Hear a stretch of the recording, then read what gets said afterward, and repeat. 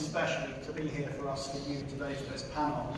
And it's exciting for me because, as some of you know, there's an area that's very close to my heart, is what happens next in the future. But more importantly, how can we make sure that what happens with these technologies is done for the right reasons and is done essentially for good. And so we're going to explore whether the convergence of technologies that we see today, from 5G and edge computing to artificial intelligence and machine learning, can help us build a better future for society and for the planet. I've got some of the best people on the planet to talk about that with us today. So if I do some introductions, Dr. Felix Nenser, in the middle there, is a radiologist at the University Hospital Essen and a group leader at the Institute for Artificial Intelligence in Medicine, which is a pretty cool title, I think. Felix is a key figure in the use of disruptive technologies in the medical environment and an advocate for the use of AI to improve patient treatment, which is a fascinating topic just on its own. Far in there, I've got Lawrence Campbell-Cook. Lawrence is CEO and founder of PaveGen, which is a really exciting company. And PaveGen tiles turn footsteps into renewable power in some of the world's busiest places. And I remember seeing this technology probably when you first started, 2008, wasn't it, I think, at a show, an eco show. It was absolutely amazing to be there. And here to my left is Sally, who's done these before, and it's quite nice to see her back again. And she's an expert on emerging and ethical technology, so it brings us that perception of, I say, what's right and wrong. I'm not even an arbitrator of right and wrong, but it's quite good. And Sally works with numerous organisations and universities to help them successfully apply disruptive technologies for both business and societal benefits. So you're all welcome. Thank you for being here. So, look, there's no doubt we're facing some really pressing world issues, including, we've heard about them talked to today, around climate change, around poverty, gender equality, mental health and healthcare.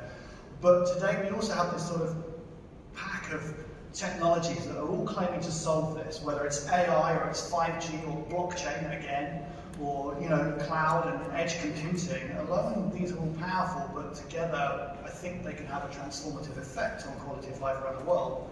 But how are they going to come together, and how can they actually make a difference? So 5G provides unprecedented reach, and cloud delivers unprecedented scale. AI enables us to mine massive amounts of data in real time and glean game-changing insights. Indeed, every panelist today, I'm speaking on their behalf, but we've chatted before, believes that the convergence of these technologies can enable extraordinary things and can be used to help solve the world's most complex problems. As I said, from a personal perspective, I've got a really deep passion around this subject, and I strongly believe that tech is already benefiting everyone on the planet, but there's a lot more we can do, just scratching the surface. So I'm hoping that over the next hour, by the end of it, when these panelists have shared their work and their insights, you'll also feel inspired by some of the progress we're making today. So we'll dedicate some of today's discussion to these topics. Who's responsible for guiding the development of these technologies, ensuring issues like privacy, security, and biases, which I'm sure both Sally and Felix will have fairly strong thoughts on those, and what progress has been made today. And we don't profess to have all the answers, by the way, so I'm now going to pass it over to all the panelists to provide your opening remarks. So let's start with you on the end there, Lawrence. Yes, I think for me, a real melting pot around where all of these topics come together is our cities. A city could almost be like a company, so they all reflect where lots of people come together. And the challenge I see in cities is cities were really built originally to make people money by putting out huge lumps of concrete. Banks lent money and made money with the yield coming back. We put machines into it, and it started off by horse-drawn carts, and now there's motorways, and it allows cars to get around really, really quickly. And that's what we thought a city was. And it's been proven that people living in cities like New York and London, it's been proven that they're less happy than people in the countryside, but make more money, right? But happiness is a lot less of people in urban areas. And you think, well, why do we lead with all these machines? Why are these lumps of concrete everywhere and as many floors as we can put in possibly? I think that what we've seen now is a complete shift from that. So it's not about technology for technology's sake, and it really needs to have a human impact on people. We've had COVID, that means, do we need to live in cities? Do we need to go to an office? Offices are changing now. I myself have to persuade our team to come in 5 days a week, and it's really, really hard. And so ultimately, I think that there's one thing that cities really need to focus on, and it's the most important thing in that city, which is people, and it's got to make them happy. And so I've devoted my career to making cities a better place for people to live, and we do that through our floors that are generating energy just from human footsteps alone. And I sat back and thought, what am I doing here? And really, I'm not in the energy business. I'm in the people business, because that's the most important asset that we have around us. That's great. Yeah, well, I'm obviously also in the people business. Without people, healthcare would be working. We have all these fascinating technologies around, and you named it. And in the end, we want to make something good with these technologies. And this is pretty easy to answer in healthcare because, treating patients, helping patients is obviously something that's pretty good, and everyone would probably subscribe to this. But on the other hand, healthcare is very special as a field. It is technology-wise always at least 10 years behind everything else. It's really such a walled garden. It's something where processes are quite different from outside.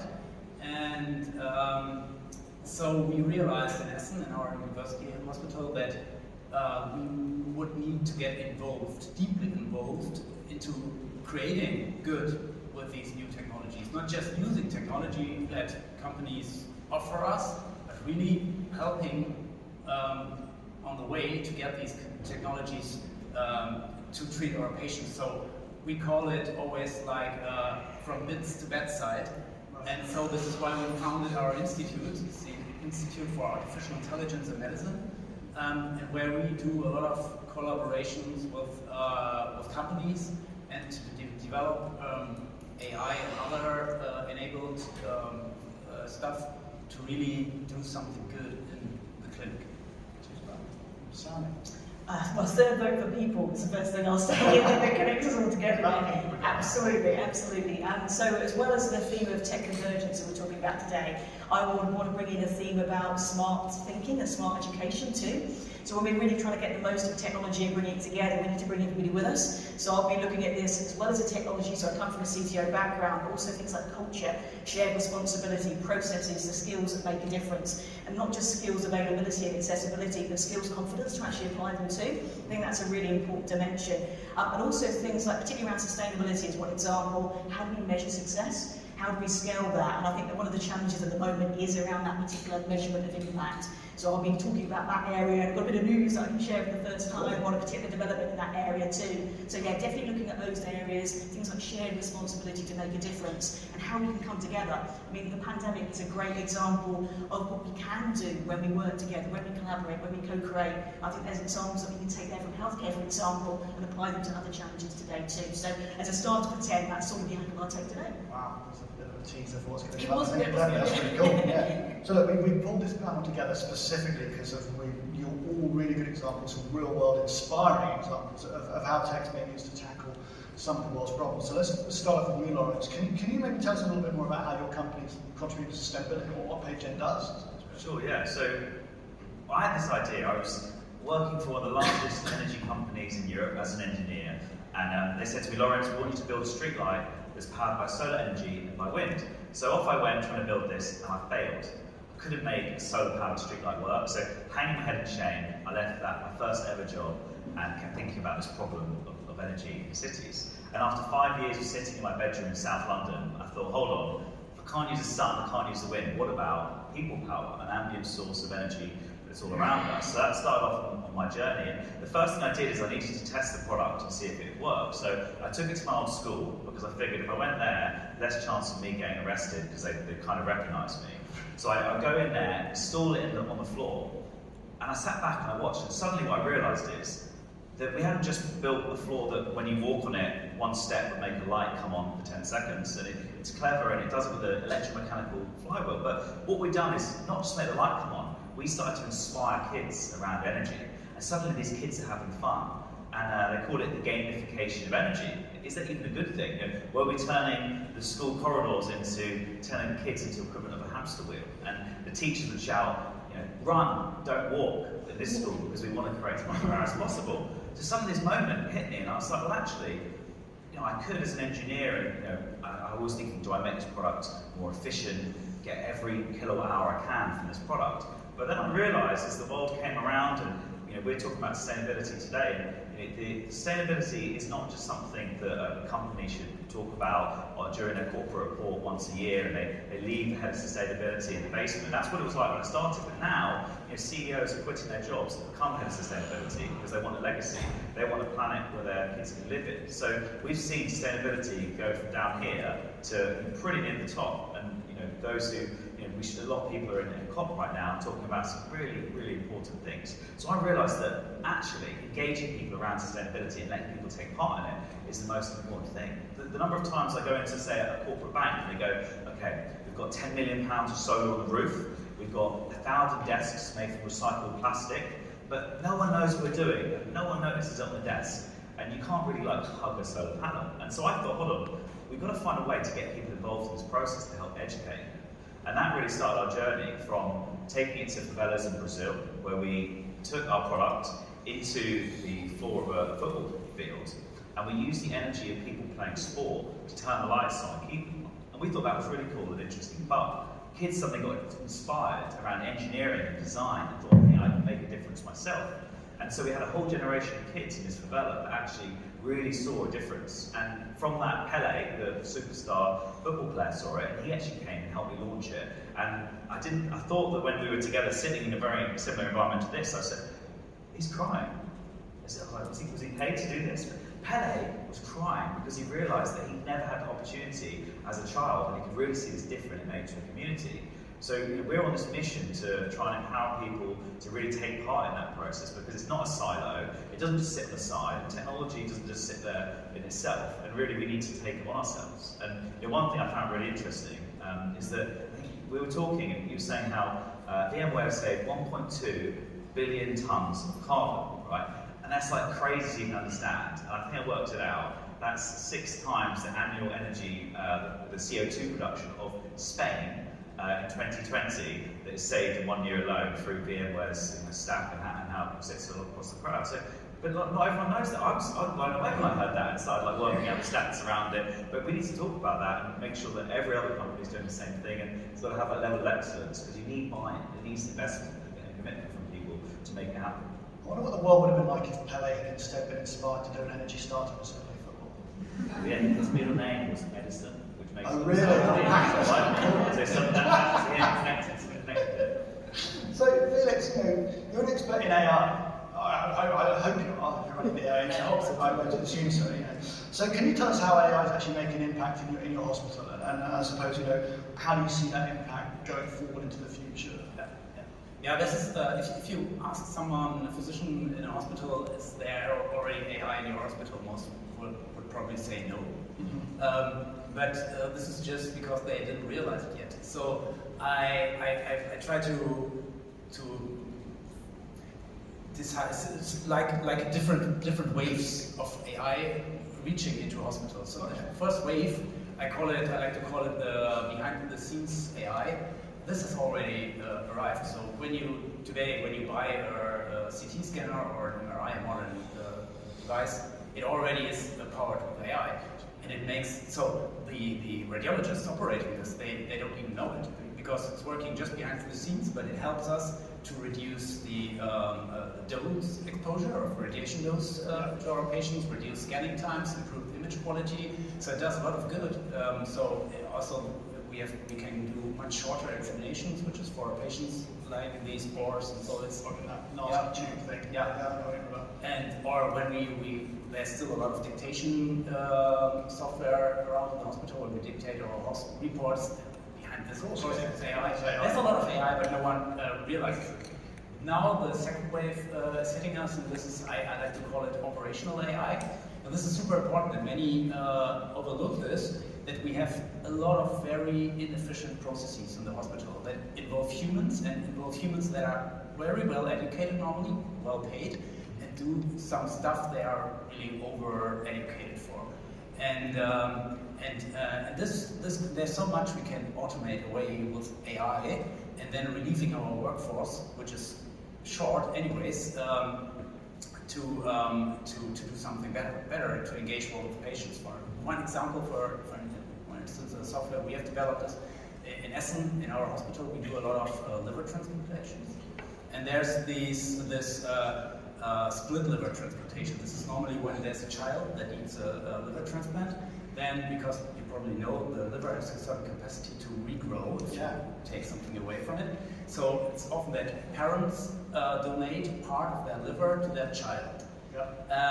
But the liver is not a salami, so you cannot just cut a piece of it that fits into the child. You have to respect anatomy and to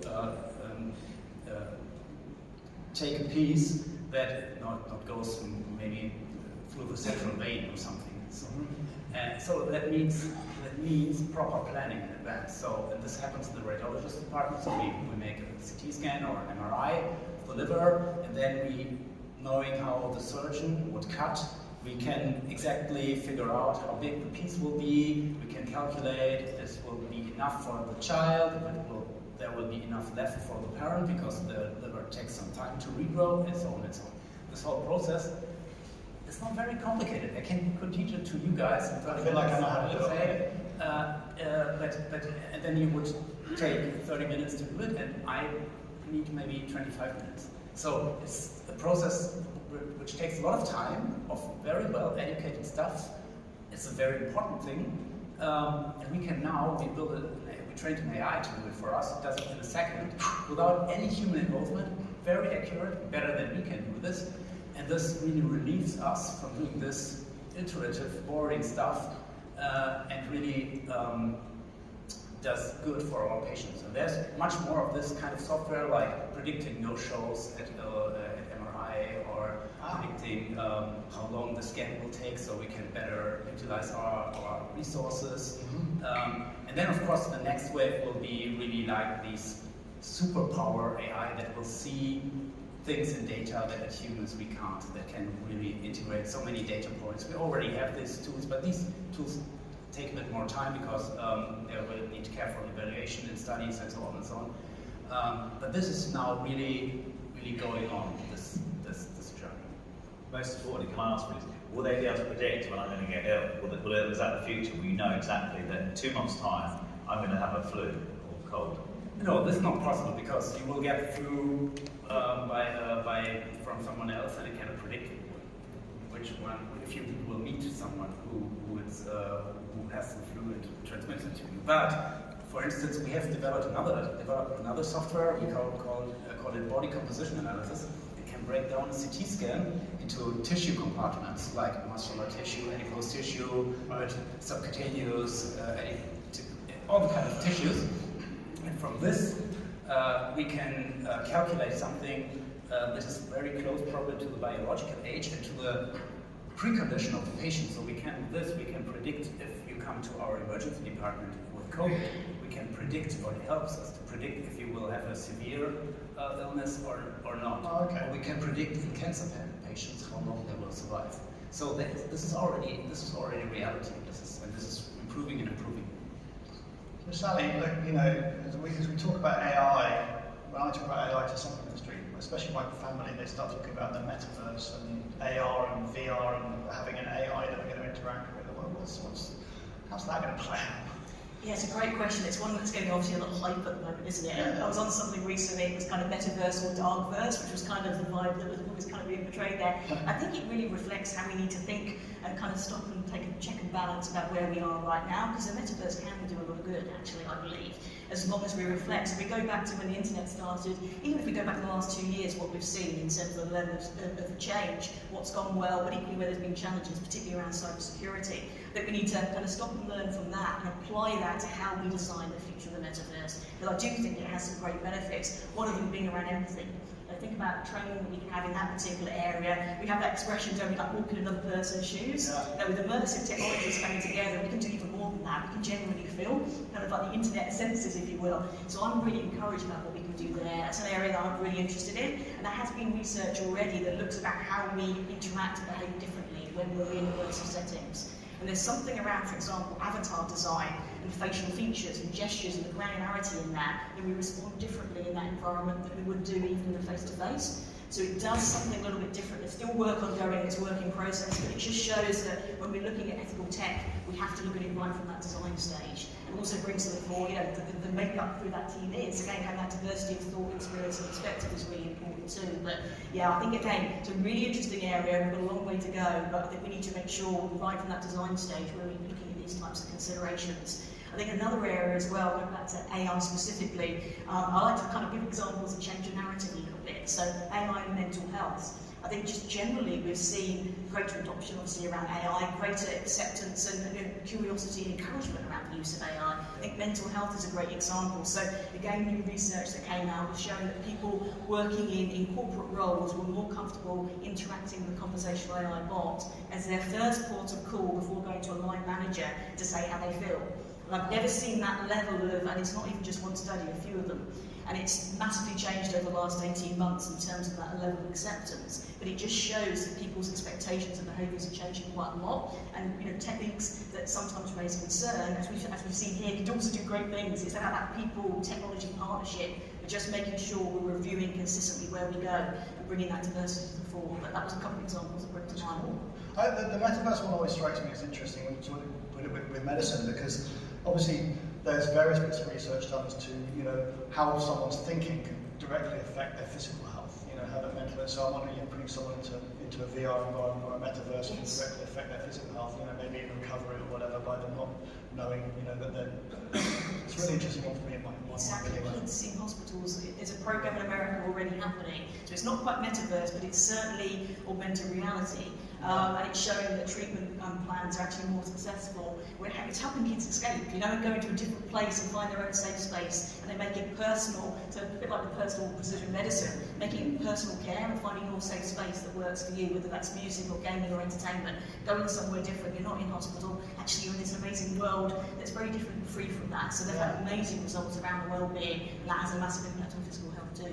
So look, you know, these texts all sound really, really cool, and I'm sure we'd want to do it, but I'm sure that, Felix, when you first started getting into AI, I'm sure that your hospital didn't just have a huge data centre sat there waiting for you to play with AI, right? Because there must be these sort of, you didn't just go, I'd like to do AI, and they go, welcome to my AI suite, what would you like to do? So there must be these barriers to technology across all of this, and I'm sure you've all met them, but Felix, specifically in your world, you know, as you said, healthcare's 10 years behind. How does that manifest, and how's it holding you back? Well, there are different dimensions. One dimension is what you just mentioned, the 10 years behind thing. This is really a showstopper for us in healthcare, because we, the healthcare IT stack was never designed as a whole thing. So it grew and grew over time. Yeah. We have all these silos. Every specialty has its own system. We have radiology, we have our RIS or PACS, and there's the hospital information system. We have a laboratory information system, EMR, etc., PDMS, etc., etc., etc. A lot of systems, they are very weakly or even not at all connected with each other. So and if we treat a patient, we don't just treat his images or leg. We always want to see the whole picture. And if the data is scattered across all these silos, it makes it very hard to pull the data out of these silos to get a whole data picture, because AI needs data, obviously. And then train AI and also to infer results from in real time in hospital settings. So we started more than 10 years ago to really build a layer on top of this silos, a digital health platform that really integrates all the data and converts this to a common format. Also with a lot of virtualization going on. Now using also Tensor for Kubernetes. Cool, it's turned into a VMware sales pitch. I like this. I mean, it's very important because we really, on this legacy IT healthcare stack, which is really a nightmare for a software developer. If someone wants to do AI in healthcare, he wants to do something good and wants to focus on the problem at hand and not waste 80 or 90% of his time to deal with the complexities of the healthcare stack. So by getting this out of our developers away, they can really focus on this, and so we have this layer and layer hiding them from all these complexities. This was it took us 10 years to get there, but now we are there. We have a very nice so-called fire repository with more about 1.5 billion fire resources, some data points about our patients, and we really can train at scale. Now we also got the funding for the GPUs and so on, what you need. And of course there were other things like the people reluctance to will the AI maybe make me unemployed at some point. There was this thing going around when Geoffrey Hinton 6 years ago said, okay, stop training radiologists, we will not need them anymore, which was complete. Well,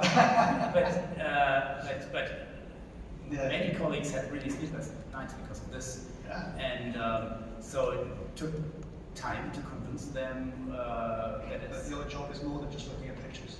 I think that's the point. I think that's the thing. I know I was with BAE Systems recently, who put the systems onto ships, and they're working on the new Type 26 frigate, which is for the Navy. And something amazing said to me. The guy said, "You look at this and think it's a greenfield site, that's brand new." He says, "No, it's about as brownfield as you can get. They're bringing all manner of rubbish from the previous ships over to this thing." So it's still an integration challenge. And I think that's really important. It's not always, both you and Lawrence and Sally, you're dealing with brownfield problems as well, right?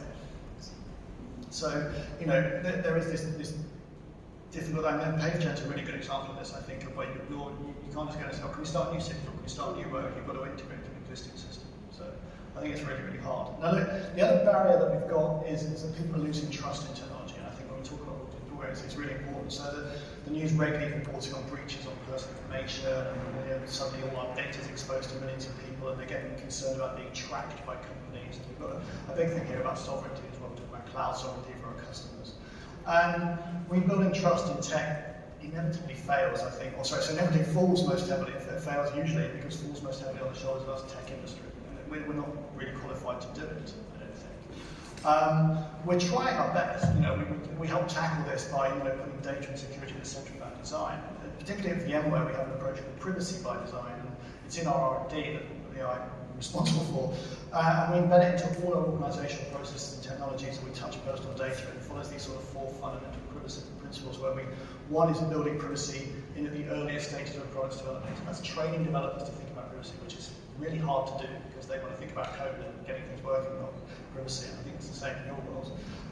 Minimizing the data we collect and use, which in the world of AI is really hard. It's like, okay, well, we shouldn't be taking that much data off people. Think twice before, when you do take data, it's actually got a real use for doing that.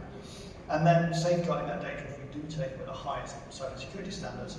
And then 4 is all about letting our users choose what personal data they provide, which I think is a really key thing going forward. So I'd like to sort of take it into this, Lawrence, you've been working on this area for a while, and obviously there's got to be some level of trust in what you're doing. So how do we ensure that this lack of trust doesn't hinder this adoption of all this technology we've been talking about? Yeah, so I think a really good case study to start with is people may be aware about Cyborg Labs, who was Alphabet spin out to look at cities. And when you look at the face of it, they were going to redevelop Toronto and make it a beautiful place for the thousands of residents there. And when you saw the press release, it said they were going to have a pneumatic bin system that would suck the rubbish underground, fire it to the dump, and wouldn't that be great? Take awesome. Bin men and women off the road to do that. So that was one thing. And then the next thing was to reduce the amount of energy used by occupancy sensors in every home. So Google are suddenly knowing exactly what you're doing in every single movement in your home. And obviously, it's great because it saves energy, but does 25,000 or 50,000 people living in Toronto really want that? They were going to build some stuff out of wood, and that was cool for sustainable housing. But if you step back and look at it, you can also argue is that, look, maybe Web 2.0 ran out of space and there wasn't enough money to be made by big tech. So suddenly they said, we want to take over cities. And imagine me and Felix sitting on a bench, and depending on how I shuffle on the bench during our conversation, it might know that I really want to eat some chocolate tonight because I'm feeling a bit down, or whatever. And then suddenly I'm getting served ads about that because it saw me shuffling. But then maybe it could detect that Felix was a bit dehydrated, and suddenly you get any adverts. And I think that that really is a huge problem in cities, and there was a massive rebellion against Cyborg Labs. There was a massive amount of civil cases against them because you you can't monitor people like that. People don't want to be having their data taken away and sold. And in the early days of the internet, it happened everywhere. Your IMEI number on your phone was pinged, and they didn't know who you were. That's now illegal. But I think where we looked at that is we were excited about the prospect when we realised that kind of what Cyber Labs are trying to do. We realised that you've got to make it permission-based. And you've got to have a level of trust there. So it was really interesting, Joe, talking about how at the inception of your new products, privacy is like number one on the list. And we said, well, we know we can get data from PageGen. So we said, well, we made a floor that's fun and generates energy. And we thought, well, what if you could reward people for walking on a floor? Because my life's about energy, but I'm not that upset about the energy from that light bulb right now. It's just how humans are. So people aren't that excited about a tiny bit of light they can see. So we said, well, what about if you reward people for their footsteps? So the idea was you walk over the floor and your footsteps would pop up on the PageGen app or embedded within another app saying, hey, Felix, you've got 52 steps. Would you like to donate your steps to charity? You could maybe save to a school in Nepal or save the orangutans with your donation. Or you could choose to do something for you and get a discount on coffee. Okay? And so you can choose what to do, and hopefully people choose good things and donate their steps. But the important thing is, if you want to complete a donation, you have to opt in, and you have a chance to have a trust barometer where you can select how much information you give in exchange for a donation being made. So imagine, a big corporate, everyone who comes and walks here today will make a difference. And I think it's really exciting how corporates aren't just putting a banner up saying this is what we're doing. They're walking the walk and they're saying, you come here today. Imagine if every step made from these thousands of people today could actually make a difference. And so we found that as like a really powerful tool to get people to all become activists, and that's really the aim here. So this sort of raises a question in my mind as I think about this, and I'd be interested in all of your opinion on this, is where does the responsibility lie for this kind of stuff? Because some of it lies on us. As technology companies, we should have a responsibility for the stuff we develop. But we can't think through all of that. We can't think about all the consequences. We have to, it's clear that all of us have, whether it's academia or industry and governments, have a stake to play in guiding all this. And for sure, we have some kind of role in this. But for us, you talk about privacy built in. We're talking now more, how do we have the energy implications of what we're building built in from the start? I'm sure that not many developers around the world think about the energy implications of what they're developing. They think about others, they're solving for other problems, they're not solving for energy. And the best example of this is Bitcoin. Look, Bitcoin, cryptocurrency, brilliant, but when it was founded, I'm sure the founder didn't think about the fact that by going with proof of work, he was now going to, by this time, generate the same amount of energy usage as Denmark, right? So that's a problem, but it's never going to be able to lower we're not going to, how do we fix that? We can't, we kind of let that out of the box already. So how do we train an industry? Where does that responsibility lie? I think that's what I want to talk to you about, Sally, first, really, is who's responsible for guiding the development of these technologies? And obviously coming from an ethics specialist background as well. But where should we be looking? So I think one way to answer that, I want to dovetail a little bit off the Toronto example, because that takes up when it's kind of gone wrong. And something I was involved in really recently, I think it's a great way of how we can come together, because you mentioned there about the ecosystem, so academia, big business, startups, civil society, etc. So about 6 weeks ago, there was a launch of the new digital transformation strategy for Luxembourg. And as part of this, so I did the keynote there, and I've never seen, generally as a coalition there, and I've never seen an event where you had so many voices at the table. So the Prime Minister introduced it, I did a keynote looking at inclusion, sustainability, and looking at their strategy.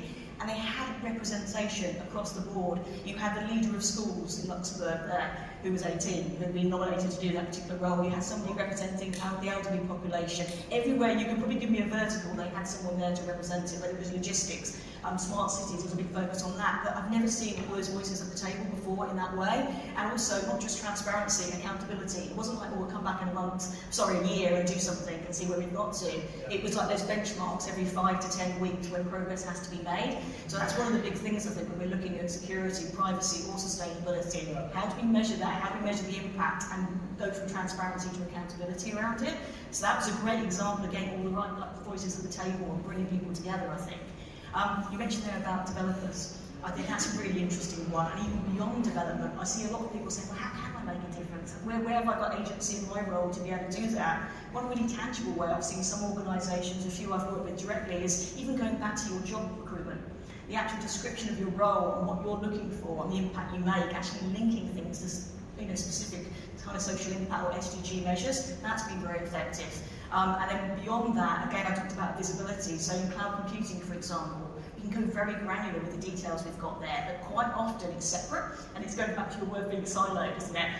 If we can bring dashboarding in that measures on an everyday operational basis what you're doing from that energy production point of view, particularly looking at the consumption angle, it makes it tangible. We need to look at solutions that aren't incredibly complex or difficult and hard to get the data. If we bring it together and make it integrated, it really helps all people to scale that type of change. So I think that's a really, really important consideration too. We have that with our essentially our renewable cloud initiative with our cloud partners. They signed up to be fully done by 2030, but it was a case of you can't wait till December the 21st, 2029, and then suddenly go from nothing to 100%. Where was staged on a yearly basis. So I think that's really good. The other thing is bias. We were talking about bias as well. When we talk about AI, we talk about these problems. I think that there's something to talk about here in terms of bias and how we think about these kind of things. Have you got any thoughts on that? Yeah, absolutely. So one thing, and I kind of briefly mentioned it earlier, the teams who are building the tech, that diversity of the team is really important, and in lots of different areas. So not just around gender, for example, or race or background. Things like neurodiversity, I don't think gets talked about as much. And I think that's an incredibly important area. And everything shows not just satisfaction, productivity goes up, it seems generally adverse, but the risk of implicit bias is reduced too. Because again, I think sometimes we talk about the tech and bias, but we don't talk about human biases as much. There's around 180 on average. Sometimes it's slightly higher than that, depending on who's quoting it, but it's a big problem. And sometimes we're doing things and training with data that's got those human biases baked in. So looking at that, looking at alternatives like synthetic data. If you can't get the data that will be genuinely neutral, look at synthetic data as an alternative. There's lots of things we can do. That's definitely one. I also think better kind of co-creativity, collaboration about AI ethics frameworks as well. We've seen a few. We've seen some great leadership in this area, but I think more coming together around it. We've seen what we can do over the last couple of years around challenges. The model of the HPC consortium is one I'd recommend. That was one where we've seen really tangible collaboration. This is particularly one in healthcare and medical intervention around vaccines. We can apply that same approach to other challenges, and that was all based on open data sharing and the security by design. That would never have happened if there wasn't that level of security around it. So we've shown what we can do, I think. So yeah, it's just about scaling it in some of those ways. And neurodiversity is an interesting point. I lead neurodiversity in this region at VMware, along with mental health. And the neurodiversity bit was really intriguing to me because the one place I didn't have neurodiversity problems was in R&D. I have a large number of neurodiverse people that are doing the most amazing jobs, and so it was really interesting more to recognise that and actually recruit for that in some cases. And it's been a transformation for us in recent years as we've looked around neurodiversity in all its forms in terms of how we can make the most of it. I think is the real answer. So far away. So I've got an example of neurodiversity. I hadn't actually heard about it too much until just now, but in engineering, we never really got any female engineers applied to us. And when I started engineering, there was like 3 girls, 100 boys in the course. And it's been proven that not many girls like doing engineering beyond the age of 14, and they do other pursuits. And we've got a program where we're trying to encourage more female engineers out there. But the first ever page had a light on it, and every time people walked on it, it lit up. And we put it into a train station in London. We were like, why is only half the people walking on the floor? And what we realised is women thought there was a camera on the floor that were taking pictures as they walk on it, and it showed that because we had a male team, no one even thought about that. And then as soon as we put it in, we realised that we had to take it out. And I need more female engineers. We need to have 50-50, but that's the challenge out there of not having that diverse group. I think it's really important, and a lack of diversity, as Sally said, can really introduce bias. And bias is a huge problem in healthcare. Yeah. Right? So how does that reflect? How does it play into your space? Well, we don't have so much your problem because in healthcare, like practitioners, we have even more like lecturers in School of Medicine, and there are no more female students than male. But we have the problem with data. So if we and you were talking about responsibility before from the industry. So if there's a company building an AI tool predicts something. For instance, we have built something that can predict the bone age of children, X-rays of children. So if it deviates from the chronological age, it's a sign for some diseases, whatever. And that works super well. We trained it with some 20,000 images we gathered in Essen, but it wouldn't work in Southeast Asia or in South America. because people are different, totally different, and this is not our population we have trained it on. So if we would sell this as a product, it would be highly irresponsible of us to sell this without making transparent with what kind of data our tool was trained, because it probably wouldn't have these sort of distribution errors and data shift in other areas. So this is a responsibility thing for industry to show what data there is going into these models, and on the other hand, our responsibilities as healthcare providers is that we need to get to train our staff. So I'm part of the board of the working group of information technology in our Association of Radiologists in Germany, and now we are setting up something, we call it AI driver's license for radiologists, not just for, we also invite cardiologists and whoever is interested, but to give them the basic knowledge about how AI works, especially the metrics, that when they use these tools, they can do this, because as a patient, you wouldn't want a doctor making decisions on you based on an AI that he or she doesn't understand at all, right? So we need to educate our workforce, our medical workforce, to at least be able to be in the position to supervise these tools. And we need to start this now, because these tools are appearing in our hospitals, and so this is a responsibility of us, of our societies, to do this. I love what you were saying there. And the other thing I was going to say, just talk to the floor about the explainability of AI as part of this as well, and tailoring that at the right level. So as you were saying, for practitioners there to build that confidence and trust, but also more for everybody, and particularly when AI is helping to make really life-changing choices, whether that's being accepted for a loan, for example, or mortgage on a house, particularly at the moment with everything else that's happening in the world. People want to understand how that decision was made, and if you can't do that very, very quickly, that trust is broken. Well, I think it's going to be more for law as well. Absolutely. In a medical case, right? I would also like to add on this, because this is about responsibility. I'm also editor of a journal, and scientific publishing is in AI is always about accuracy, who provides the best model, but we need to also incorporate other measures, and one measure is explainability. So maybe the best model to use in clinical routine is not the one that provides the best accuracy, but a compound measure where explainability plays a big role. My favourite example of that recently was one of our customers told us they put in a credit rating system, so they'd automated credit rating with AI, and they'd fed it, I think it was about 40 years worth of credit card ratings that they'd given out to people, and then they realised before long that it was giving half the credit to women than it was giving to men, because traditionally that's what humans did. So traditionally, women got half the credit of men, so this system learned that that's what you do, you give half the credit to men and women than you do to men, which is just amazing because it was fed old, crappy biased data. So, recruitment as well. Oh, yeah. Quite a few cases everywhere. Absolutely, yeah. But the explainability piece is going to be massively important when we get to law, because when there's a decision that's been made, particularly in healthcare, that's life-changing, if someone goes back and says, okay, well, this radiology decision, who made that decision, and what was it based on? And you go and say, well, it's kind of based on this model that we train, and we don't quite know how it makes decisions, but it kind of said it was fine. That's not going to fly, right? So I think it's really important as we go through this that we've got to have that kind of thing together. And that leads me, suppose, into sort of the last wrap up before we go to some questions and my thoughts on this, because I get very excited about the future of AI, of technology generally. I mean, I'm a CTO, I'm meant to. Right? And I get excited about space and stuff we're doing with satellites and Starlink. I get excited about some of the 6G planning that I'm doing and some of the 5G stuff. There's some really cool stuff going on, but when there's all this talk of this technological singularity, right? Which is enough books written about that. I'm not going to talk about it. But do you think there's going to become a point where this stuff becomes uncontrollable? Are we there already? What are your thoughts on that as we go through anyone? I think one example, again, learning from the past, to go back to that theme, is we've seen things, even on social media, going back 5 years ago, where certain AI bots were introduced to interact with different audiences, and effectively had to be taken down because they learned their own language. We have seen, we've seen examples of this so far. So I think we're a long way from the traditional definition of singularity. I think we're a long way away from that yet, but we have seen examples where unintended consequences happen. I think that would be a really interesting example of that, and that breach of trust. I think there's a lot of discussion around it on social at the moment around this particular element. So we have seen evidence of that. So again, as I said earlier, it's that point to reflect on what's gone well and what hasn't.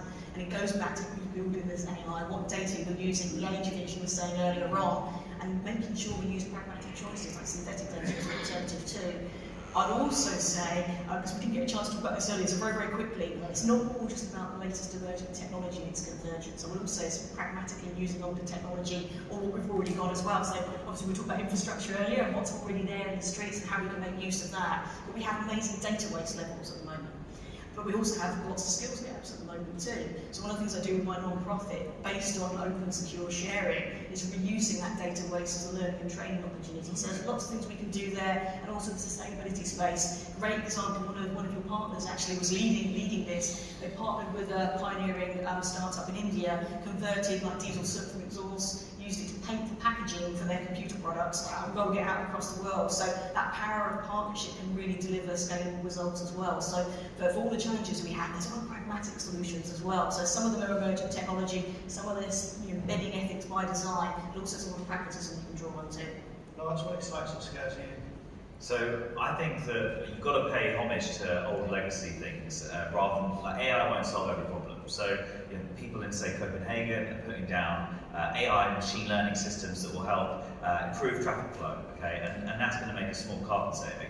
But there's really simple stuff going on where people are simply using the energy from say a wind farm, and you need to store it right, and there's a big problem with that. And they're using that energy and they're driving a train up a huge hill with a lump of concrete on it, and it stores the potential energy at the top, and then when they need the energy, it comes down again. Like there is a place for like nuts and bolts physics, and putting AI and machine learning on top of this isn't always the right solution. So I think that you need to really pay homage to the technologies that actually make sense. The one thing I'm really worried about is I think we haven't made enough of a deal of how dangerous like weaponized social media these days. And we've got the midterms going on right now. There's huge challenges, and I think that it almost needs to be a global task force. I think Elon Musk and Bill Gates put together some sort of task force, but I haven't heard anything from them since on that. And it goes into, we're sitting here in 20 years' time. Robots will be all around us. Maybe a robot will mic us up, and sorry to the amazing sound person there, but maybe there won't be a need for as many staff as we have supporting this. Just in 2020, they made the first robot that was created by AI that actually didn't reproduce, but it replicated. So they made it be able to swim, walk, run, and then it got into a special shape and started duplicating itself. So like, that was only 2 years ago. Imagine in 20, 30, 40 years what's going to happen. And if we don't control it, imagine if it started doing things that were based on historic data, like being really awful to certain people around the world, which we did a few hundred years ago. Imagine if we did that. I think we've got to really worry, and we need to be very careful and put the right governance around it now to protect ourselves for the future. That always scares me. You see those Boston Dynamics videos. Oh, isn't it exciting? Look, it's running, it's jumping. I'm going, yeah, just imagine that with a machine gun strapped on it. Oh God, right, yeah. Are we going to replace you? I hope yes, but no. But the thing in healthcare is when things getting uncontrollable, it will be even. It doesn't need to be some singularity, some evil super AI that's going nuts. That happens much earlier, because if we have all these AI-based tools and no one, because uncontrollable means there's no one who's in control. And because our workforce at the moment is not educated to deal with this stuff. And on the other hand, our patients, when we come back to trust, they trust us. Trust is very deeply rooted in healthcare. So you are basically laying on a table, letting someone doing open heart surgery at you. So that requires a lot of trust. And patients trust us that we, when we use AI, do it in a responsible manner. And that means that we need to really reinvent ourselves. So we need to evolve, maybe it's radiology or other diagnostics, evolve into something like information specialists, like super diagnostics. Because these more powerful models will not just work on images, they will incorporate all kind of data, lab data, histopathology, molecular data. That's data as a radiologist. I'm not trained to deal with histopathology data, for instance. No one is to deal with all this data, but the models do this and use this data. We need some new specialists in the hospital that on the one hand are really broad, educated on different types of data, and on the other side on models and AI. If you don't have these, then AI gets uncontrollable in healthcare pretty soon, actually. And then you combine that with the data from wearables about what the human did for the 3 months before they walked in the hospital as well. It gets really powerful. Exactly. I've always, when we talked about AI in healthcare, I've always talked about the fact that I'd like a computer to diagnose me or help diagnose me, but I still want a human to hold my hand. Yeah. I think it's one of the best way to be. So look, we've got some time now before we wrap up to go to the audience with Q&A. So I think we've got a question there from Martha for a start, which would be cool. So bring the mic down the front, would be fantastic. Thanks, Joe. Thanks for a fascinating presentation. Hi, Sally. Hello again. I saw you coming in earlier. Good to see you. I feel I'm stalking you. I'm fascinated by your new venture, Aspirational Futures, the name, because most of what we hear is warnings about AI getting sentient and doing the stuff you're talking about. What are the aspirations for AI? Just some context very quickly. In Dubai airport, there's a big poster of a robot waiter, and it says, imagine the things we can do when we don't have to do this. So what do you imagine us doing when we don't have to do all of this? Ooh, that's a great question. I like that. It's really excellent. So, just for background as well, Aspirational Futures is a non-for-profit. So we do work across emerging technology, education, and particular focus on inclusion and sustainability. AI, one very practical example that we use at the moment that's really helped a lot of people is around learning and development. So it can be your facilitation to understand how you learn and be kind of a smart thinker, because we all do things in different ways, don't we? We're not all like linear learners, for example. Some of us want bite-sized chunks, some want to go into the details, some are quite kinetic. I know when I'm talking, I do that type of thing. And it helps you identify what learns for you. So for example, if your curriculum doesn't allow that traditional school, it allows you to show how to learn better and smarter and build that skills confidence. That's one of the things we do. And AI has been an amazing tool to be able to facilitate that. We also have a mental health program. We've recently launched something, you probably see it with Man United Football Club, DXC technology, and that again is using AI and other technologies to help people from disadvantaged backgrounds to kind of reimagine what the future of work actually looks like. So that understanding, building curiosity about what technology actually is and what it can do, it's been amazing. So there's a lot of programs rolling out at the moment. I'd also recommend looking at the Dandelion program. That's particularly around neurodiversity we were talking about earlier too. But yeah, I'm very positive that if we do things with all the checks and balances we've talked about today, especially more on the governance side, because that probably didn't come out as much as if we had another hour, we could go into that a little bit more. But with all that embedded in, I just think we can use the contagion of change we've had over the last 2 years around digital transformation. We can see what we've done around healthcare. The HPC model, I think, is a really important one, that consortium. Let's make that possible in other areas too. That's certainly what we're all about in the foundation, is breaking down those barriers to access and using technologies that enable our economy to help make it happen. I think if you ultimately look at technology's given humans more time. Absolutely. Right? If you rewind back a couple of 100 years, there was no leisure industry because no one had time for leisure because we were all working. And now through the use of technology, we have more free time. What are your thoughts on that? I don't know, Felix or Lawrence. Where does that end goal happen? I mean, that's exactly what I meant with the example of operational AI. That takes all this boring stuff, because most physicians they don't get into healthcare because they want to sit in front of a computer. Maybe the radiologist. I got into IT for the acting. Yes. So healthcare is about people, about caring for people, and also our patients. They want it. Of course, you said hold my hand. So they want. Whenever you experience a patient lying in his bed in his room, always asking when will the doctor come and see me, and the doctor. It's not that the doctor the doctors will rarely come, not because they don't want to, because they are so busy doing all kind of stuff, administrative stuff.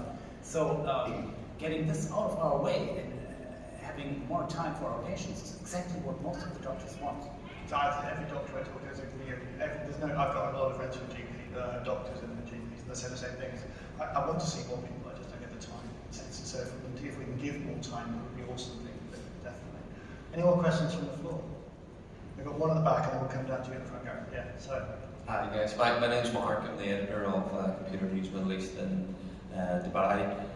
Great panel discussion, really enjoyed it, excellently moderated by Joe. Actually, I know we're talking about tech convergence, but Lawrence, what you said at the start was really interesting about how you need to motivate your employees to come into the office and work, because a lot of discussions I'm having with IT executives, especially in the Middle East, is they find it really difficult to retain that culture of their company, especially when it comes to onboarding new employees that are working in a remote environment. So I suppose what I'm asking you is, at PageGen, is that what motivates you to have your team with you, because you say you're a people person as well, every day, to retain that corporate, that culture that you have at the company, or what are the key factors that, what are the key reasons why you want your staff to not be in that remote working environment? Yeah, I think it's certainly a question of today, but that is the number one thing. CEO will be saying, what's your occupancy rate? How many staff are you getting in? And he's like, I'm only getting someone in 2 days a week. And then the other CEO, she said, I've got 4 days a week, and that's like a success matrix. I think the way I look at it is, like, the best minds, the most brilliant minds, are not designed to sit at home in their kitchen table 5 days a week. Those minds need to be nurtured and share information, and to onboard someone, you need to hear you. You like hearing on the intern to hear what's going on in office. So I think that the way we fundamentally look at offices is going to change. We're seeing so many companies say, I want to turn my office into playgrounds. I want everyone to have loads of fun and just come together. No one will ever sit in an office on a machine doing this. They'll actually come, have fun. Maybe me and Joe will like go and play basketball one day and have a chat about it. I went to the metaverse recently, and we went on a treasure hunt with someone, and that's apparently like a good way to like build empathy with someone you might do business with. So I think that it's the new front line. I think when you're in really very intensive, knowledge-intensive businesses, I guess like we're all in, I think that, especially for myself, is that we're a hardware company, we're a software company, we're a production company, we're an installation company. You need all bums on seats to be able to facilitate that conversation. I think it's really important. So I actively encourage, I think especially young people, because they're the ones that got cheated out of this with COVID, because I think you need everyone to come together again. I really want to be there and share those ideas together. Fantastic, thank you. Great question, thank you. I think we've got time for one more question down the front here from Gareth. So I think we can right down to Gareth, thank you. Hi, Gareth. Joe made a really good point earlier, and it's always been a thought of mine mostly. We're now aware of all this smart tech, and you made another really good point about that movement of trend of privacy. At what point does that data become useless because it's too anonymized, or how do we even govern that change? My cognitive state may change. That could be a risk, and that might show a pattern. But conversely, further down the line, I want to give more of my data back because it might help a charity. Does that then start blending with privacy because you're incentivized to give away more data? Because I might want to have cancer research or the next COVID or next liver transplant. Where do we see that kind of going? I think one very noticeable thing about that is it's one of the blockers I think that's happening at the moment around the digital identity kind of scheme that's in operation in Europe or trying to get into operation. They've got stuck quite recently around the technical descriptors. It was very much that particular area. At what point do we stop? And how, there's a definition in particular that none of the states could agree to. I think Czech in particular were leading the way saying, no, that's too specific. And people won't know what happens to their data after that specific transaction. At what point does it stop? So I think you're bang on the money there. And at the moment, as I say, that's the biggest. I think that digital identity scheme for Europe is a fantastic one, or for the EU, sorry. But again, it relies on the right collaboration, the right dialogue happening, and reducing some of the technicality around some of these areas at the moment, but doing it in a very transparent way. And it's literally a conversation that I've got a meeting on this next week. It's a really, really good point. And again, it's sort of the data waste I was talking about earlier. It has to be done in safe ways, but also the charity donation data banks, for example. That's something we're seeing on high streets now, particularly in the cost of living crisis. So it's very, very tangible. So it definitely has that point of review. And what is the shelf life of saying that this is okay and I accept this? And I acknowledge this, at what point does it come back? So you're absolutely bang on, it's being discussed here and now, particularly around Europe. All right, look, I can only say thank you for being here. Thank you to my panellists for coming this way for what's been an amazing discussion, one of the best ones I've had for a long time. Well, I think we can all sit here and have this discussion for another couple of hours at least, if we're allowed to. So it's been great fun to have, so thank you very much for being here. And I think if anything we get to take away from this is the fact that the pace of change is not relenting, it's getting faster, we know that. I think there's some really cool and exciting technology happening. I think with minds like we've got on the stage here in the right places, we can properly, excitingly, pragmatically, and educatedly and carefully move forward into the future without as much fear as maybe some people think. So thank you very much, and I really appreciate it, and I hope I get to chat with you all again at some point. Thank you very much. Cheers.